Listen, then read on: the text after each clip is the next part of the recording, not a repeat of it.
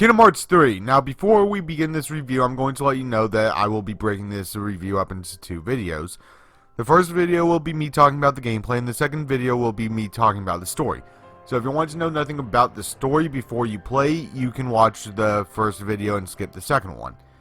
Now, for those who want to know if the game is worth buying, I'm going to go ahead and give you my rating. I gave this game a 9 out of 10. I have a few problems with the story and the way it plays. If you haven't played the series, this isn't a must-play, as you should play most of the other ones first. Just buy the collection if you want to get into the series. If you have played the games, then you already know it's a must-play. So Kingdom Hearts 3's gameplay plays much like a combination of Kingdom Hearts 3D and 0.2, a fragmentary passage, with the flow motion feeling more like a garnish than the only way to travel around the world in Kingdom Hearts 3. Now, the flow motion definitely feels more similar to Dream Drop Distance, since it was a little more than used for sliding around the map in 0.2. Combat works vastly different from previous Kingdom Hearts games. This is the first time that you can swap keyblades mid-battle, and because of the combo system, once you fill out your combo bar, which takes shape in the form of arrows, you can get your keyblade form changes. Each form adds a new attack style and a unique finisher. Each form change feels fun to use, with my personal favorites being Second Form S, Mirage Staff, and the double arrow guns. The combat is very fluid and fast-paced. This makes it fun when you use the form changes in the middle of combat and start unleashing the various combos and abilities you have access to. You also have access to the attraction rides that pop up from time to time. With these rides, the battlefield becomes more chaotic as you can blast enemies with the Blasted Blaze, juggle enemies with Pirate Ship, or run over enemies with the Splash Run. These are pretty cool ways to fight, though you only have access to 5 rides throughout the game, and the 6th ride only shows up a handful of times. On top of the attraction rides and form changes, you also have your link commands. Your links are like your summons. Each link gives you 3 abilities and will completely heal you upon summon. You get 1 jump attack, a standard attack, and your finishing attack. Now, personally, out of all the links you obtain in the game, the only one I used was the King Flare, as it was most powerful in my experience and was the easiest to pick up and play. I found the Meow Wow bounce to be weak, with a small hit radius and a very weak finisher. Now, that one is the first one you get, so it is easily forgiven. The Wreck-It Ralph link takes a minute to learn, but because of this I found more reliability than a useful attack. We also have the Plasma Encounter, which also takes a minute to learn, where you have to make triangles with Stitch and create small areas of electrified zones that enemies will take damage in during the finisher. This one requires 2 important things that, if you don't have, makes this link pretty much useless. First, you need to know how to use Stitch, and that isn't hard. The second thing is you need luck, because if enemies can move around and you don't trap them, they aren't going to take damage. So don't use Stitch on bosses. Finally, we have Ariel, who can splash and jump into the air and fall onto an enemy. To be honest, I only used her once because I wanted to see what she could do, and I wasn't impressed. I can't even remember what her finisher was. We also have the return of the Shot Lock command that made its debut in Birth by Sleep. Unlike in Birth by Sleep, though, you are unable to swap out your Shot Lock, as each of them are tied to your Keyblade. I haven't used all of them, but of the ones I have used, they felt very powerful even though you can't spam them, and in order to recharge, you need to use a refocuser, pick up orange orbs the enemies and breakables drop, or if you're out of battle, just stop by a save point and recharge. Now, I'm not sure if you get a boost if you manage to max out your Shot Lock, but I have noticed that you get a different name for the attack if you do. None of the new combat really feels too overpowered. Everything has its limits, whether it be the time limit for the attraction rides and the forms, or you needing a full bar of magic in order to summon a link. Now, not all changes have been made to the combat. In the worlds you visit, your teammates now have dialogue that they will randomly say near a trigger, or just at random. In certain areas, they will also start walking around the environment. It's a nice touch that just expands the worlds just so slightly. On top of that, we also have the free running added to the game. I love this aspect, as running up walls, jumping from area to area, and dashing into a wall just to super jump up is a lot of fun. And transitioning from one to another usually works really well. The only times I had trouble were when free running led me on a path that went straight up, like climbing the mast aboard the Leviathan. We also have the ability to quickly dash to certain marked items using the air step command. I didn't use this ability very often, but mastering it can make battles and moving around areas quickly a lot more fun. We also have a few mini-games, challenges, and side quests added to the game. Of the mini-games, we can cook with Remy from Ratatouille, which is a few button presses and stick movements. We have the classic kingdom inspired by the Game & Watch titles of the 1980s. A few matching games in the 100 Acre Woods, a dancing mini-game in the Kingdom of Corona, Verum Rex, a first-person shooter game in the Tory Box worlds, and more.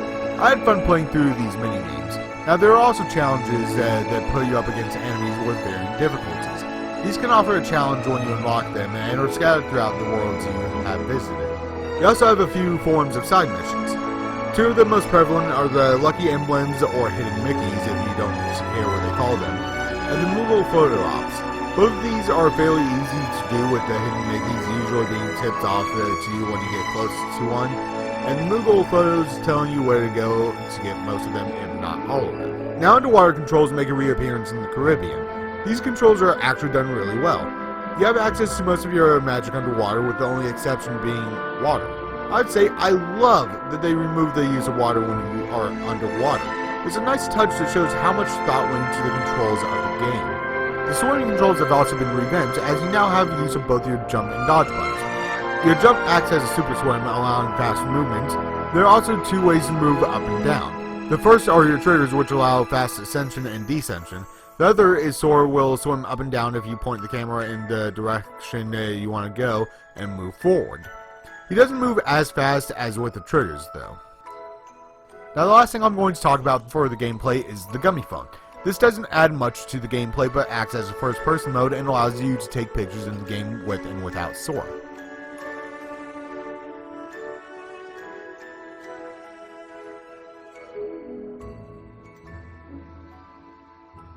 Did Kingdom Hearts 3 live up to its hype? Okay, so this is part 2 of the Kingdom Hearts review. Part 1 was a review on the gameplay, and this one is over the story. Now, I'm going to try to keep this mostly spoiler-free and talk as vaguely as possible because I don't want to spoil the ending, though I might end up doing it anyway, so you have been warned. Kingdom Hearts 3 picks right up after the events of KH3D and 0.2. Sora is sent off to regain his powers so that he can help save Aqua. Now, there are 8 Disney worlds, being the Olympus Coliseum, the Toy Box, Monstropolis, the Kingdom of Corona, 100 Acre Woods, Arendelle, the Caribbean, and San Francisco. I won't go into the story of each world beyond in all but the 100 Acre Woods. We meet one of the 13 Darknesses and are guided to find the power to save the rest of the 7 lights. Now, I group the Disney worlds into 3 separate groups. Group 1 are movie worlds, or worlds that Sora can be taken out of and nothing will change. Group 2 are original worlds, which have their own original stories. And the final are special worlds. Now, there are 2 special worlds, being the Coliseum and the 100 Acre Woods.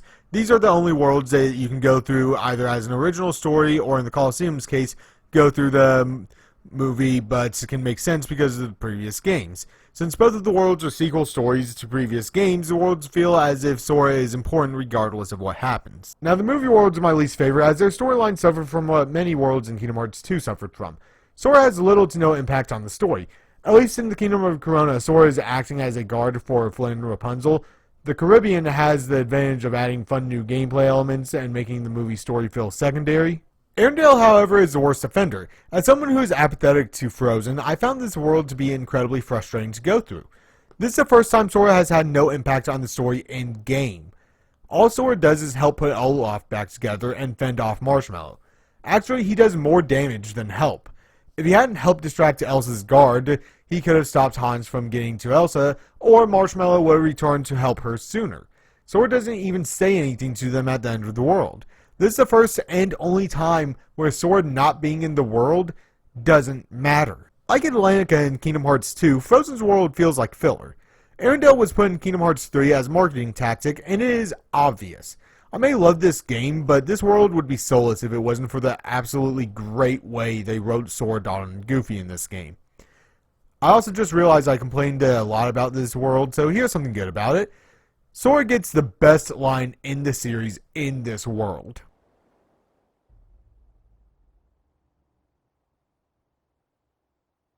Good thing snow's so soft. We could do this 100 times. Okay, original worlds. The Disney worlds I haven't talked about yet are our original story worlds. These are my favorite type of worlds because Sora's actions actually mean something. Each world takes place sometime after the respective movies, and because Square actually wrote the stories for these worlds, I was much more interested in them.